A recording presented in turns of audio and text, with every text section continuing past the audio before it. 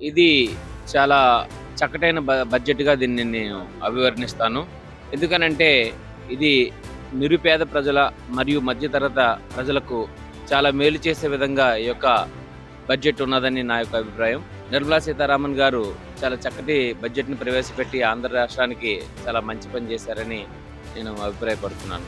మంచి విషయమేనండి. సాధారణ ఉద్యోగస్తులు కూడా చాలా సంతోషపడతారు. ఆ అమౌంట్ ఇంతకుముందు ఇన్‌కమ్ టాక్స్ రూపంలో ఇదయ్యేది. దానివల్ల ఆ అమౌంట్ మిగులుతుంది కదా! దానివల్ల కూడా ఇంకా సర్వైవ్ అవ్వడానికి అదే ఇంకా ఏవైనా ఉపయోగించుకోవడానికి ఇలా సేవ్ చేసుకోవడానికి కూడా ఉపయోగపడుతుందండి. ఇది మంచి నిర్ణయమేనండి. అంటే ఇది వరకు కనీవిని ఎరుగని రీతిలో 2025 బడ్జెట్‌ని కేంద్ర ప్రభుత్వం ప్రవేశపెట్టడం భారతదేశ ప్రజలందరూ చాలా ఆనందంగా ఉన్నారు. ప్రత్యేకంగా మనం ఏం చెప్పవచ్చంటే 12 లక్షలు ప్రత్యేకంగా మిడిల్ క్లాస్ పీపుల్‌కి 12 లక్షల రూపాయలు పన్ను అది మినహాయింపు అనేది చాలా ఉపయోగకరంగా ఉన్నది. దేశ ప్రజలందరూ చాలా సంతోషంగా ఉన్నారు దీని పట్ల. సాఫ్ట్‌వేర్ పరంగా మాకైతే చాలా హ్యాపీగా ఉంది.